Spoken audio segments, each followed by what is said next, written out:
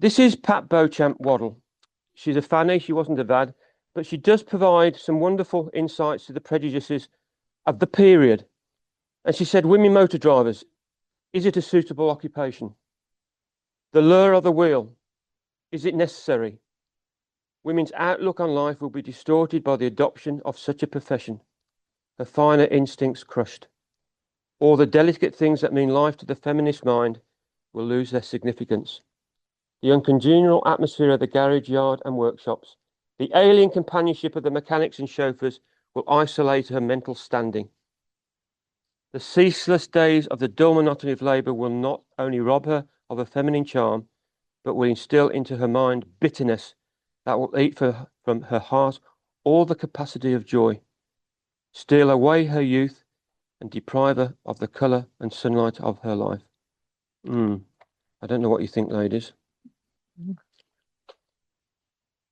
Alice Remington wrote she was not impressed with the uniform. It was loosely fitted.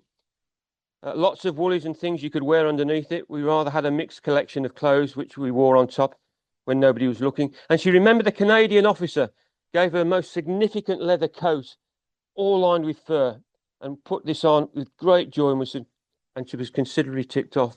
I think the Canadian officer had been busy because clearly a number of them also had leather coats. I love that photograph. The medals for one of those at the Treport is Isabel here. Isabel Little Lydia Shorthouse. Come and have a look after. It's an interesting medal she's got on the end. It's the Queen Elizabeth medal. It's a Belgium decoration and awarded for tending to the wounded. And it's demonstrated by the additional Red Cross here for the award. And again, for me, really useful information where she had been posted to during her war experiences. And Alice Remington recalled that the men in the back of the ambulances were absolutely astounded that there were girls driving the ambulances. And I always say that if the lady on the right there told me to get in the back of the ambulance, I wouldn't argue with her. She looks a mean lady. Not So Quiet. You'll know the novel All Quiet on the Western Front. Not So Quiet, Stepdaughters of the War, is and still is an evocative novel by Helen Zena Smith, pseudonym of Vadney Price, a journalist, a playwright, a children's author, a novelist. Eric Maria Remarque, the classic All Quiet on the Western Front, was written in 1929, as you well know. It was written as an anti-war novel in the first-person narrative of a young German soldier. Albert Marriott, who was the publisher of the book, approached Evadne Price and invited her to write a spoof of the film from a woman's point of view, or Quaint on the Western Front. She felt Quaint was unsuitable for the novel, and having not served at the front, she convinced one of the VADs called Winifred Constant Young, who had kept her diaries for her experiences as a VAD driver. And so Price locked herself away for 6 weeks and produced this book, Not So Quiet, Stepdaughters of the War. I think it's a wonderful book. We don't know how faithful it is to the diaries because they no longer exist. Nobody knows where they are.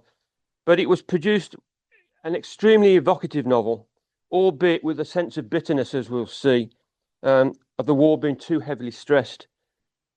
And her anger at the mothers and aunts back home, immense in committee work, particularly supportive of sending their sons and daughters to the slaughterhouse. It is also somewhat exaggerated, but I think nevertheless does, capture the experience of the VAD drivers and how war was going to change their lives.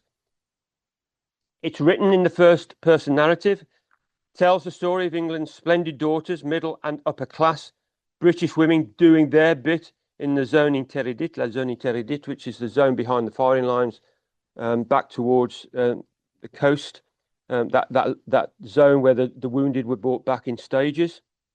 And she states, it's such fun out here. Of course, I'm loving every minute of it, sarcastically. But tell them that all the ideals and beliefs you ever have crushed before your gun deaf ears, and they will reply on pale mauve deckled edged paper, calling you a silly, hysterical girl. And this is, I think, profound. Once we were not allowed out after nightfall unchaperoned. Now we can drive the whole night through deserted countryside with a man, provided he's in khaki, and we have an order to drive him. Will these elders return us to our conventional pre-war habits? What would they say if we laugh at them, as we are bound to? Things were going to change. They were not going to come back and accept their previous way in the Edwardian lifestyle.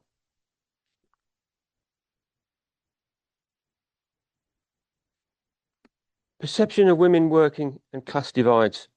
In the Red Cross magazine in December 1921, a Miss Marvel stated in her article, "What is a woman's sphere?" I think this is very interesting. I think it's a pity that women do not stick to the employment best suited for their constitutions. That is, domestic work, nursing, and the welfare of children. The proper preparation of food is such vital importance to the health of the community at large that it should not be classed as menial work, but rather as a profession which can be adopted by educated and intelligent women without the loss of dignity or social standing. There is little difference between scouring saucepans and cleaning the dirt off motor vehicles. Yet most of the women drivers during the war were drawn from a very superior class, which would scorn to be cooks, let alone kitchen maids. An interesting view of a lady. When the women ambulance drivers were driving the wounded from the hospital barges and the hospital trains, which we'll see, they carried the injured in the back, either 4 stretchers or 8 sitting, and also a number of soldiers would get in the cabs with the drivers. And of course, the soldiers had fleas and an opportunity to transfer to another occupant. The dad drivers got fleas in their uniforms and hair.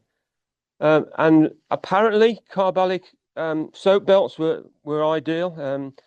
This is an actual picture of one of the Hackett Lowther units, their billets.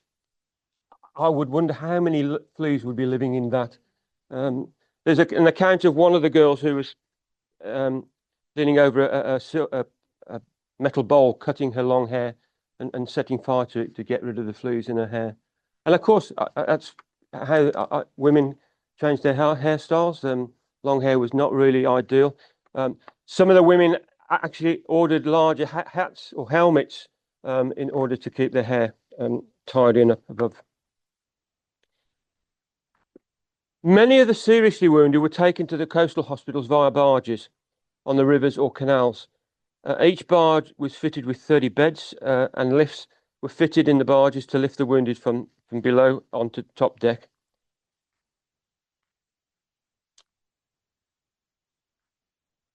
There's a couple of pictures of them.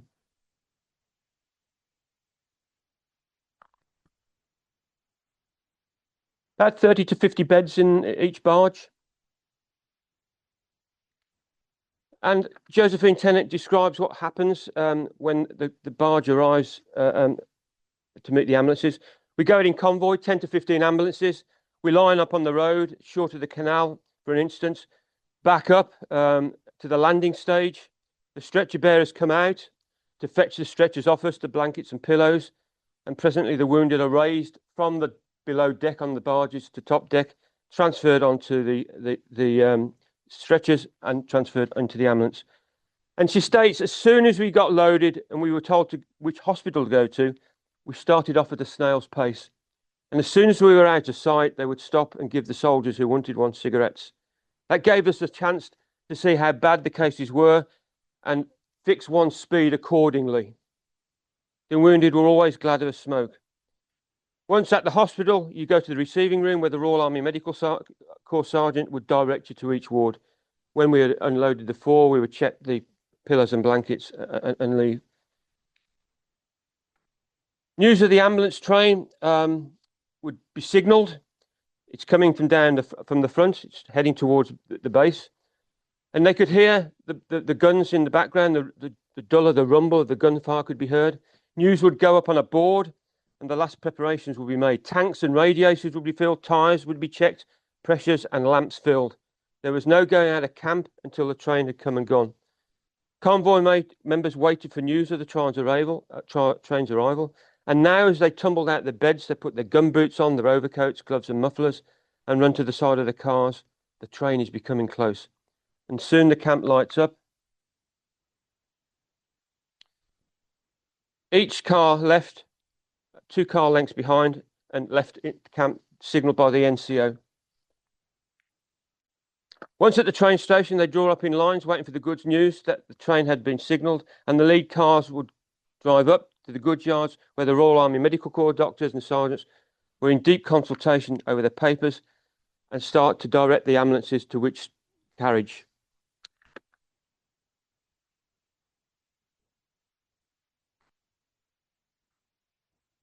This is a lithograph by a lady called Oliver Moody Cook. You may have heard of her.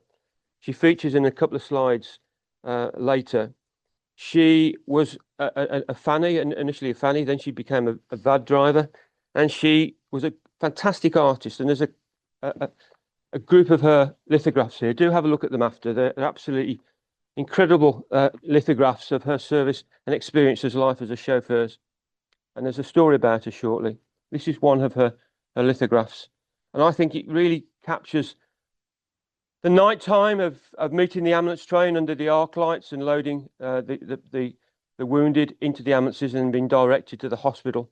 And incredibly nerve-wracking because it was dark in the early hours of the morning. They had to try and find the hospital they'd been directed to, and extreme anxiety to the drivers.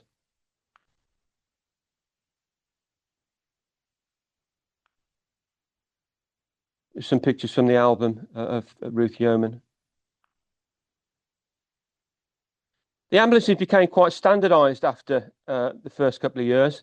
As you'll see, they were issued, numerous organisations funded the ambulances from all over the country, all over the empire. Individuals and organisations would fund the ambulances. And they became very standardised in the end. You'd have 4 lying, and then you could take the stretchers out and fold them up. And so you'd have actually 8 sitting down in the lower decks. And we'll see they were used for something else shortly, which was another unpleasant experience for the drivers. And eventually they would be transferred to the hospital ships to be taken back to Blighty. And here's one being loaded.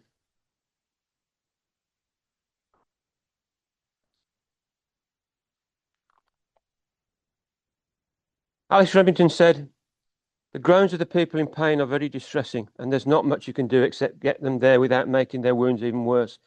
If you drove fast besides giving them pain, which might have stuck, you had to be careful if they had any fractures that the fractures didn't jag into anything, particularly if it was a chest wound. You couldn't have any ribs being punctured, any lungs being punctured." This is profound, I think. We were soon to find out that we never saw the same wounded person twice, nor even a chance to talk to them except for a moment as the ambulance was being loaded, or less often if there was a delay outside the station while waiting for the train to take them to the next stage of their journey back home. They passed through our hands as impersonally as a passenger in a lift. And Alice Remington continued, "If they were having what they called a push, an absolute slaughter, I called it, and we had lots of badly wounded people down, you might have 5 or 6 coffins a day to the cemetery. The stretchers went up flat against the wall, as we've just seen, and you could put 2 coffins on the floor and then 2 coffins on top of the other 2 coffins. All dreadfully primitive, horrifying, but you got used to it. When things were bad towards the end, they couldn't supply enough wood, and they were just a question of putting the soldiers into blankets. That I didn't like because we had to go to the mortuary, and this is the mortuary in the background. It's a small hut, just an ordinary hut, and they had named and numbered the soldiers ready to be taken to the cemetery. Whoever had been dead the longest, well, they had to be buried first. And that was the job I did not like at all." And this is an interesting photograph because Joseph Tennant states, occasionally the parents of the dead soldier that's been brought over for England to be by his bedside when he died, when were cared by the Red Cross, would accompany the ambulance to the cemetery. And if you look closely at this photograph, You can see the driver here, and there's clearly a lady and a man getting into the ambulance. I am presuming it's the parents of the soldier that's just been brought out and put into the back of the ambulance. There's a medal group to one of the drivers on the table who served and certainly took this role on taking the dead soldiers to the cemetery. A number of photographs of these ceremonies. It's they're quite moving. Arrival at the cemetery. This is at Le Tréport. And then the burial party taking the two soldiers up to the place there to be buried. And a couple of the photographs that are next, I think are incredibly. They capture the mood and what was going on behind the scenes of war. Look at the children on the wall, just from the local village. Josephine Tennant said, sometimes one was sent on a burial party to one or more coffins to the local cemetery. A long trench, 6 foot deep, as wide, was used. The local grave digger stood bareheaded with his long-handled shovel while the padre read the burial service. When the coffin had been lowered into the trench, the last post was sounded by the bugler. We stood above whilst the last notes echoed back from the distant hills. Then we all got back in our ambulances while the gravedigger covered the coffin with half a foot of soil ready for the next 2 coffins. And Alice Remington said of this, she said, I always tried to stand with the padre beside the grave because there was no mother or other woman there for these chaps. And I felt sometimes some of their mothers might be sort of thinking of them. So I thought it was quite an interesting role. And again, the local youths were an absolute pain to the drivers. They would nick anything that was loose on the ambulances, lamps, tools. They were an absolute pain. Graphic, in December 1916, I have the original photograph of it. Angels of Mercy, ladies of the Buick ambulance convoy in France, changing attire. This is Etaples, a huge, large hospital. It was established by the British Red Cross, and an ambulance convoy provided by the VADs was operated at this hospital. It was a huge hospital.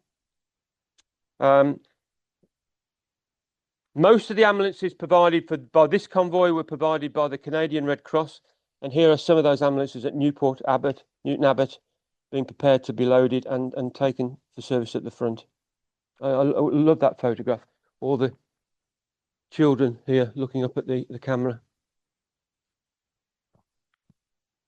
A photograph I've had in my collection for many, many, many years, collecting fuel at Etaples, and in Ruth Yeoman's book, the photograph is in there, and it's all named underneath. So I now know all the names of the individuals in the photograph, which is always pleasing to do.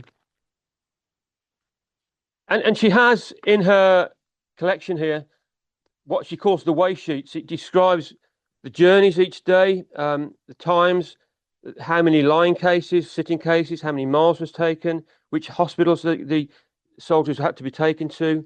On this one, she actually carries band instruments, so it's obviously used for.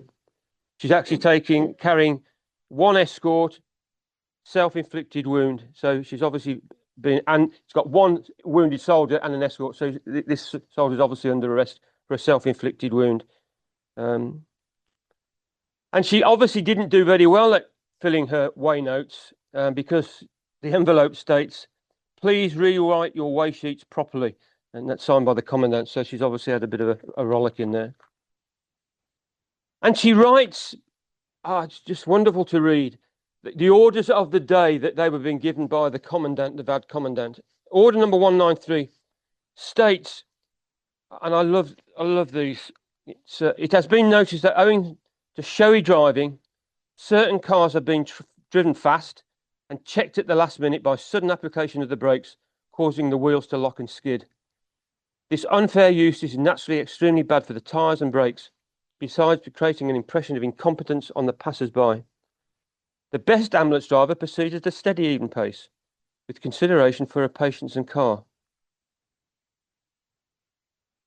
No members on first shifts can have visitors for tea. Why? The number of visitors is becoming excessive. In the interest of other users, convoy is crossed out, users of the recreation hut, members are requested to limit their visitations, otherwise restrictions as to the numbers will be made. The attention of members is again called to routine order. No members on the first shift can have visitors for tea. Why I don't know. And this is, I love this. So many plates are missing from the pantry that the staff find it difficult to serve their meals. Enamel plates cannot have been broken. It is regretfully concluded that they are in members' rooms. Members are requested to be urgent in examining their rooms for lurking plates and returning them to the pantry. Lurking plates.